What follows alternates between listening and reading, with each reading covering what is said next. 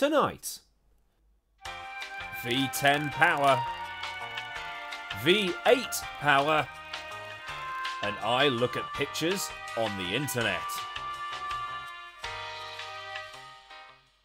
Hey everybody, it's Aidan here and welcome back to Assetto Corsa for another one of my Top Gear style shootouts, but this time with a pretty serious question attached. What was the extra 2 cylinders worth? Now, if you cast your mind back a couple of weeks or so, you'll have seen my drag race shootout of a V12, V6, V8 and V10 F1 car to see which was fastest in a straight line. Now, if you're new to my channel and you haven't seen that video, you can see it by clicking in the top right hand corner of your screen now. In that video, we saw the V10s and the V12s soundly beaten by V6 hybrids. I know, spoiler alert. And in that video, there were a few scientific things not taken into account, such as drag, fuel, and bits and pieces like that. Also in that video, I used a 2005 V10 car, which is this, the Renault R25. And the Renault is also the last V10 powered car to win a Constructors' Championship. And the V8 I used in that video was the Mercedes W04, which was one of the last V8 powered cars to race, to ensure parity in engine development. But then I had a brainwave. What I'll be doing today is I'll be taking this Renault, made by VRC, and the McLaren MP4-22, also from VRC, to Suzuka, for a shootout over one lap with a standing start. This is because the McLaren and the Renault are not dissimilar in their body shapes. The only real difference being between them is that one's got an engine with too few cylinders than the other. They've got similar body designs, similar front and rear wing dimensions, groove tyres, they rev to similar levels, and they've got similar amounts of downforce available. Now, I chose Suzuka for this shootout because it combines two long, fast sections with some corners that rely a lot on aerodynamic grip, and the difference in performance will be down to the power of the two engines in a straight line, as well as the amount of torque on tap coming out of corners such as the hairpin and the chicane. Now, onto the engines. The V10 towards the end of its life had somewhere between 900 and 950 horsepower, give or take, for each manufacturer. The V8, on the other hand, had between 750 to 800 horsepower, again, give or take, for each manufacturer.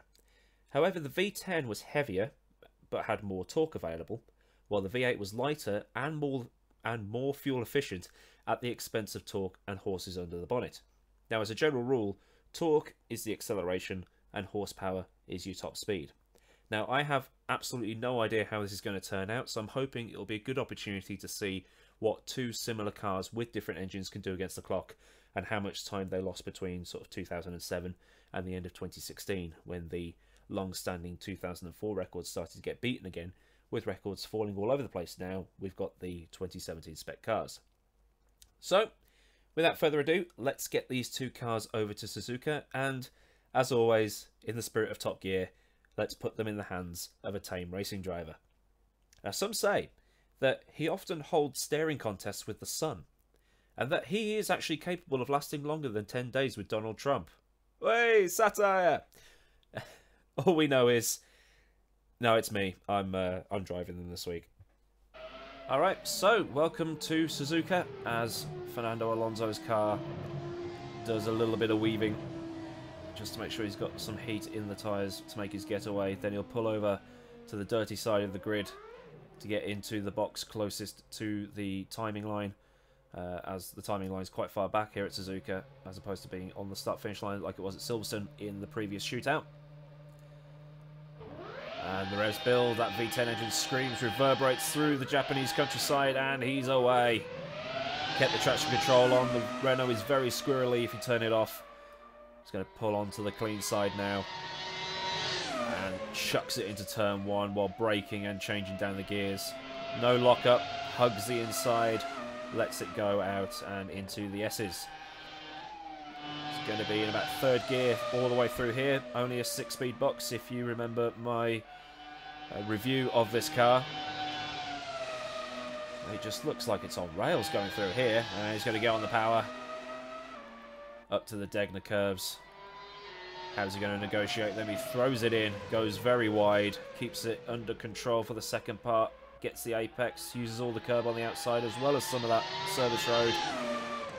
Hairpin now, hard on the brakes, down into first gear.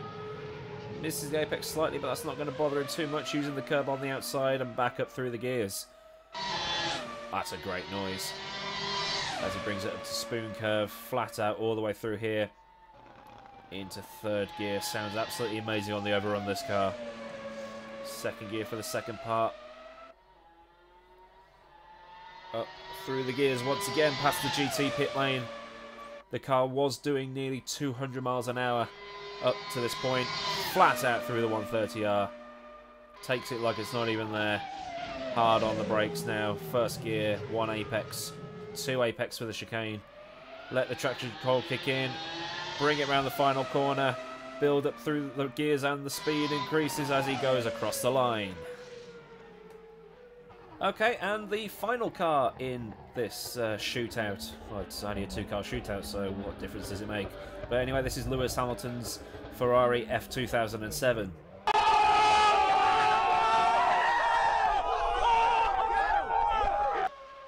Anyway, he does his burnouts. Makes sure everything is correct on the car. Brings it into the correct box, which will be serving as pole position. And the revs build. Now, oh, that's a distinctly different engine note, isn't it? He's away with a bit of a bog. Traction control was off for that start. Bring it onto the clean side of the track as soon as possible. Chuck it into the first corner. Steering was much lighter on the McLaren compared to the Renault. The initial turn-in was a lot easier to make, but both cars, yeah, the grip was about the same.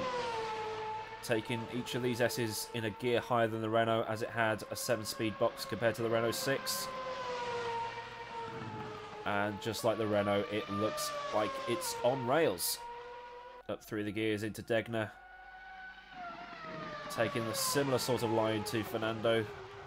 Although the McLaren was easier to throw into a corner, given that it had the lighter steering. Braking for the hairpin. Ah, typical Lewis Hamilton. That's a big lock-up. That's how you know he's pushing. Doesn't use all the track on the outside. That's a bit different. Yeah, it's definitely a different engine note. It doesn't have the same oomph that the V10 had, and now I can understand why people miss it so much. Spoon curve. On the power again. Past the GT pits now. The McLaren was only doing about 180 up here. So those 2 cylinders made about 20 miles an hour difference. 130R, treats it like Blanchimont, flat out. Look at that. And then hard onto the brakes, into the chicane. Brake disc glowing again. 1 apex and then the second apex. Final corner. Get your foot down, Lewis. Go on. And Lewis Hamilton brings it across the line. Okay, so the conclusions that we can draw from this little experiment. This is the Audi S1 that we're doing the debrief in today, and the times are as follows. The Renault did it in 1 minute 37.6, and the Mercedes, not the Mercedes, sorry, the McLaren Mercedes, with 2 fewer cylinders, did it in 1 minute 38.8. So 2 extra cylinders got the Renault an extra 1.2 seconds, and to be honest, that's, if you think about it, considering how both cars were as aerodynamically sound as each other, it was the torque and the horsepower from the V10 that won it in the end. Like I say in the commentary, the Renault was doing nearly 200 miles an hour down the back straight, and the McLaren was barely doing 180. So that extra push from the V10 got it in the end. I think if the McLaren had the V10 as well, it would have done a similar time, maybe even a little bit quicker. But overall, while they were both as grippy as each other, the McLaren was easier to throw into corners. I would not have been able to do that in any other car there. If I'd done that in the McLaren, that would have been easy, but if I'd done it in the Renault, I'd have been off. But once you got used to it, they were virtually the same to drive. But like I say, the V10 was just that a little bit more powerful. So that's kind of answered the question of what was 2 cylinders worth. It was worth just over a second. So if you enjoyed this little experiment, if it's been educational, if it's been entertaining, hit that like button. If you want to see more things like this, I'm going to continue doing these kinds of shootouts just to see what's what and show comparisons between Formula 1 through the years or Formula 1 and other series. then hit that subscribe button, because I've got some more videos coming. I upload about 3 times a week, so there's always something coming out. So, until next time, I've been Aidan Millward. Have a great day wherever you live in the world, and I'll see you again very, very soon. So until then, goodbye. If I